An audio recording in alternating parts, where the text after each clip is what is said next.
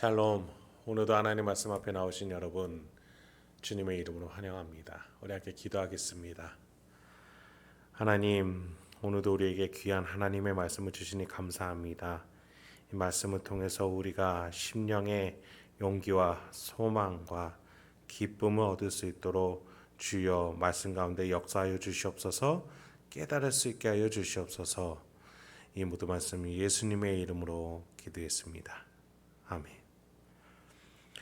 오늘 함께 살펴볼 말씀 사무엘상 1장 1절에서 8절, 사무엘상 1장 1절에서 8절까지 함께 살펴보도록 하겠습니다. 오늘도 성실하신 우리 주님을 찬양합니다. 오늘부터 새로운 책 사무엘서를 살펴보도록 하겠습니다. 우리가 그간 룻기서를 살펴봤죠. 연대기적으로 함께 생각할 수 있는 책입니다. 사사시대 다음으로 이어지는 책이 사무엘서이기 때문입니다. 여러분, 우리가 여호수아와 갈렙 그들의 광야 생활을 그들이 끌어왔다면 가나안 땅에 정착한 후로는 12지파 각자가 각자의 지파 백성들을 끌어왔습니다. 그 속에서 가장 중요했던 것은 하나님의 뜻으로 그 땅을 어떻게 다스리는가였습니다. 그러나 12지파는 너무나도 하나님의 뜻과 멀어진 나머지 타락하였고, 그 결과 하나님이 특별한 사사를 보내지 않으시면 그들이 살아갈 수 없는 이방 나라들로 탄압을 받기까지 너무나도 힘을 잃어버린 이스라엘이었습니다. 믿음으로 여호수아와 갈렙이 이끌었던 때를 기억해내야 됩니다. 하나님이 보내신 사사들을 통해서 하나님을 믿고 하나님의 방법대로 다스리며 하나님이 힘을 주시고 승리를 주신다라는 그 복음의 메시지를 따라야 하는 그들이었습니다. 그러나 그들은 그것을 잊어버렸죠. 그렇게 또 사사시대가 더 암울한 암흑의 시대로 흘러가다 이제 진짜 마지막 사사, 선지자이자 마지막 사사라고 말할 수 있는 사무엘이 이스라엘 가운데 등장했던 겁니다. 사무엘 이후에 이제 왕이라는 직급이 생기기 때문에 마지막 사사라고 말할 수 있겠죠. 하나님을 왕으로 섬겨야 하는 이스라엘이 이방 민족처럼 눈에 보이는 사람의 가문이, 위대한 가문이 다스려 주길 바라는 그 왕정 체제로 간다라는 것에 있어서 우리는 과연 이스라엘의 미래가 어떻게 될 것인가 걱정이 됩니다. 이런 영적 흐름은 이스라엘의 불순종을 계속해서 말해줍니다. 그러나 하나님은 계속해서 덮는 은혜를 펼쳐 주십니다. 불순종하며 이방 땅으로 떠나갔던 나오미에게 하나님이 덮는 은혜를 주셨던 것처럼 이스라엘이 사사시대를 거쳐서 계속해서 불순종할 때에 하나님은 덮는 은혜를 펼쳐 주시고 하나님이 선택한 놀라운 왕들을 보내주시는 것이죠. 그렇습니다. 하나님은 왕들을 세우시면서 그 왕을 믿으라는 것이 아니라 하나님을 따르는 왕들을 보며 너희가 어떻게 다스려야 할지 보고 배우라는 것이었습니다. 여러분, 우리가 통념상 알고 있는 사무엘, 사울, 다윗, 솔로몬, 이 네 사람이 각자가 선한 자, 악한 자로 우리가 나누는 구분법이 있을 겁니다. 그런데 여러분, 조금 더 살펴보시면 이 네 명은 다 똑같은 실패자들입니다. 다 처음에는 신실했습니다. 그런데 나중에는 실패하는 인생을 살았습니다. 여기에서 하나님께서는 말씀하시는 것이죠. 인간의 한계를 보여주시며 진정한 왕은 인간이 아니라 하나님이시라는 사실을 말씀해 주시는 겁니다. 그래요, 인간은 믿음의 대상이 아닙니다. 하나님이 믿음의 대상이에요. 그래서 우리는 이 네 명의 지도자들을 보면서 하나님과의 관계가 어떠한가를 보고 배울 수 있어야 해요. 우리가 사무엘서를 살펴보면서 이 왕이 하나님께 이렇게 가까이 갈 때 하나님이 어떻게 복을 주시고 하나님께 멀리 갈 때 그 나라가 어떻게 되는지를 보면서 하나님과 더 가까워질 수 있는 우리가 되길 소망합니다. 그리하여 나의 가정과 직장, 우리의 일상, 우리의 이웃과 우리 교회에서 내가 맡겨지고 다스려야 할 영역을 어떻게 다스려야 되는지 우리가 보고 배울 수 있는 이번 시기가 되길 소망합니다.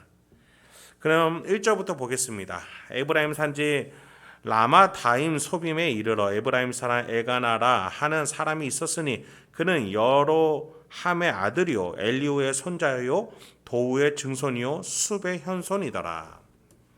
레위 지파였던 에가나라는 사람이 등장합니다. 여러분, 레위 지파는요 세 혈통으로 또 나눠집니다.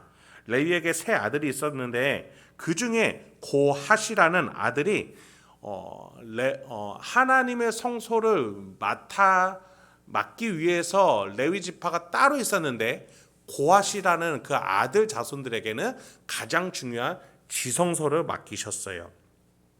그러면서 하나님은 모세에게 따로 이렇게 말씀하셨어요. 고핫 족속의 지파를 레위인 중에서 끊어지지 않게 할지니. 민수기 4장에 이러한 언급을 하시는데, 왜냐하면 지성소는 가장 거룩한 하나님의 임재가 있기 때문에 함부로 대하다가 죽을 수 있기 때문이었어요. 그래서 고핫 자손을 특별하게 잘 보호할 수 있게끔 하나님이 언급하신 것이죠. 그 후손이 바로 오늘 본문에 등장하는 에가나였습니다. 끊어지지 말아야 할 자손, 고핫 자손의 에가나였습니다. 그런데 그에게 자식이 없었습니다. 그래서 에가나는 끊어지지 않게 하실 하나님의 때를 기다리지 못하고 자신이 첩을 두어서 자녀들을 얻게 됩니다. 2절부터 3절입니다. 그에게 두 아내가 있었으니 한 사람의 이름은 한나요 한 사람의 이름은 브닌나라. 브닌나에게는 자식이 있고 한나에게는 자식이 없었더라. 이 사람이 매년 자기 성읍에서 나와서 실로에 올라가서 만군의 여호와께 예배하며 제사를 드렸는데 엘리의 두 아들 홈니와 비느하스가 여호와의 제사장으로 거기에 있었더라. 에가나는 첩을 두어서 자식을 얻어 대를 이어가게끔 하려고 했었던 것이죠. 여러분 보니까요, 3절을 보면 이 사람이 매년 자기 성읍에 나와서 실로에 올라가서 만군의 여호와께 예배하며 제사를 드렸다라고 되어 있어요. 이 사람은 예배는 충실했지만 하나님의 뜻에는 가까이 있는 사람은 아니었어요. 그리고 저자는 더 암울한 힌트를 우리에게 줍니다. 그 당시의 제사장 엘리와 두 아들 홈니와 비느하스가 있었다라고 말합니다. 앞으로 살펴보겠지만 이 제사장 가문도 얼마나 타락했는지를 살펴보게 됩니다. 지금 우리가 살펴보는 엘가나, 엘리, 홈니, 비느하스, 지금 사무엘서가 시작한 지 채 세 구절이 되지 않았는데 이 네 사람을 통해서 얼마나 이스라엘의 영적 상태가 혼미하고 타락했는지로 이 책이 시작하고 있는 겁니다. 사사기 때와 별반 다를 바가 없는 것이죠. 4절부터 6절로 이어집니다. 에가나가 제사를 드리는 날에는 제물의 분깃을 그의 아내 브닌나와 그의 모든 자녀에게 주고 한나에게는 갑절을 주니 이는 그를 사랑함이라. 그러나 여호와께서 그에게 임신하지 못하게 하시니 여호와께서 그에게 임신하지 못하게 하심으로 그의 적수인 브닌나가 그를 심히 격분하게 하여 괴롭게 하더라. 다시 에가나 가정 이야기로 돌아올까요? 에가나는 정부인인 한나에게 죄책감이 있었는지 분배할 목에 2배를 줍니다. 여러분, 자녀들이 있었던 브닌나에게 더 주어야 합당하죠. 그러나 에가나는 한나에게 더 줌으로써 브린나로 하여금 격분하게 하고 서로 적대 관계가 만들게 한 장본인이 되어버렸습니다. 영적 시야가 닫힌 에가나는 첩을 두었습니다. 또 가정의 불화를 스스로 만들어내고 있습니다. 여러분 4절 하반절에 보니 여호와께서 그에게 임신하지 못하게 하셨다라고 합니다. 즉 하나님의 때를 가지고 기다릴 줄 아는 그 신앙이 필요했던 게 바로 지금 엘가나에게 필요했던 겁니다. 하나님이 때를 주시며 엘가나에게 자녀를 주실 것이에요. 여러분, 지금 엘가나는 남들은 다 낳는 자녀를 가지지 못했습니다. 하나님의 때가 있었습니다. 그 때를 기다려야 했었던 것이죠.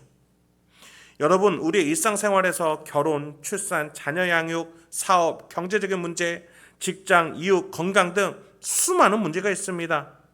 하나님의 때가 있을 거예요. 그리하지 아니하실지라도 하나님이 풀어가시는 방법이 있습니다. 항상 자녀를 주신다는 말은 아닙니다.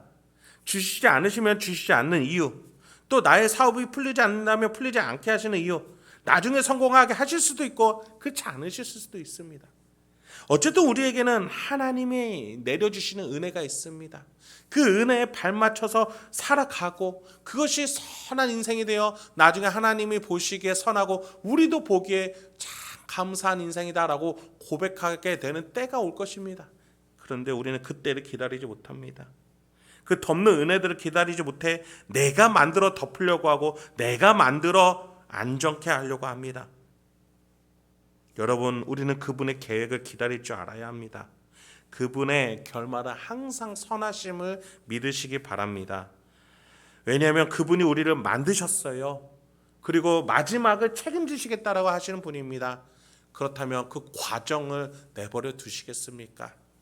하나님이 지금도 우리와 함께 이 과정을 이끌어가고 계심을 믿으시기 바랍니다. 본문 7, 8절로 돌아옵니다. 매년 한나가 여호와의 집에 올라갈 때마다 남편이 그같이 하매 브릿나가 그를 격분시키므로 그가 울고 먹지 아니하니 그의 남편 엘가나가 그에게 이르되 한나여 어찌하여 울며 어찌하여 먹지 아니하며 어찌하여 그대의 마음이 슬프냐 내가 그대에게 10 아들보다 낫지 아니하냐 하니라. 우리가 지난 시간에 살펴본 룻기서의 나오미나 지금 본문의 엘가나나 영적 시야가 닫힌 이들이었습니다. 고대 유대 사회에서 자녀는 매우 중요했어요. 하나님이 배분해 주신 땅을 이어받은 자녀를 통해서 내가 복을 받았다라는 사실을 증명하고자 했기 때문입니다. 그런데 첩인 브릿나는 자녀들이 있고 정부인인 한나는 없으니 한나는 이것이 괴롭지요. 게다가 브릿나가 질투로 적대시하니 항상 눈물이 마를 일이 없습니다. 하나님은 나를 왜 택하지 않으셨는가? 이러한 자책감도 들겠지요. 한나 입장에서 남편 되는 엘가나도 의지가 안 되고 브릿나로 더 힘들며 브릿나의 자녀들을 보며 하나님께 선택받지 못했다는 사실 때문에 괴로울 뿐입니다. 그래서 한나가 울고 먹지 아니합니다. 그런데 엘가나가 이런 말을 해요. 10 아들보다 자신이 더 낫지 않냐? 여러분, 이것이 얼마나 한나 입장에서 속을 뒤집어 놓는 말이겠습니까? 지금 엘가나는 이런 말을 하지만 뒤로는 첩을 들이면서 자녀를 준비한 사람 아닙니까? 한나 입장에선 남편은 그냥 모순덩어리일 뿐이에요. 지금 한나에게 원래 필요했던 것은 하나님의 때를 같이 기다려줄 수 있는 남편이었습니다. 앞에서는 위로를 하고 더 사랑한다 하지만 뒤로는 첩을 두고 자녀를 두며 하나님의 뜻을 기다리지 못하는 남편은 그녀에게 믿음의 대상이 될 수가 없었던 것이죠. 여러분, 사무에서는 이렇게 암울하게 시작합니다. 그러나 여러분, 이 성경책의 제목이 뭡니까? 사무엘서입니다. 바로 한나의 자녀. 하나님이 그녀로 임신하지 못하게 하신 이유, 바로 이 사무엘을 낳게 하시기 위함이었습니다. 이스라엘의 위대한 이 지도자를 통해서 하나님이 올바른 다스림은 무엇인지, 한나의 남편 엘가나를 통해서 얼마나 잘못된 다스림이 무엇인지 보여주면서 나중에 이 사무엘을 통해서 하나님이 기뻐하시는 올바른 가르침, 다스림을 알려줄 수 있는 그 놀라운 복음의 메시지가 이제 사무엘로부터 나오게 되는 것입니다. 그렇습니다. 하나님의 뜻을 기다리며 내 눈에 보이는 어려움과 고난과 역경을 이겨나갈 수 있어야겠습니다. 기도와 믿음으로 우리가 함께 기다릴 줄 아는 우리의 배우자, 가족, 교회, 사회 공동체가 되길 소망합니다. 그렇게 하나님의 뜻을 향해서 하나님의 뜻대로 다스릴 줄 알아 이 세상의 빛과 소금의 역할을 잘 감당하는 저와 여러분이 되길 소망합니다. 함께 기도하도록 하겠습니다. 하나님, 오늘도 우리에게 귀한 하나님의 말씀을 주시니 감사합니다. 주여, 이 말씀을 우리의 심령에 잘 새겨서 그 어떠한 고난과 역경 속에서도 하나님의 때를 기다리며 하나님의 뜻을 묵상하며 그렇게 하나님의 방법대로 살아갈 줄 아는 우리 성도님들과 제가 되게 하여 주시옵소서. 때때로 세상의 방법이 너무나 마음에 끌리고 쉽게 선택할 수 있는 것 같이 우리에게 다가옵니다. 우리에게 유혹이 됩니다.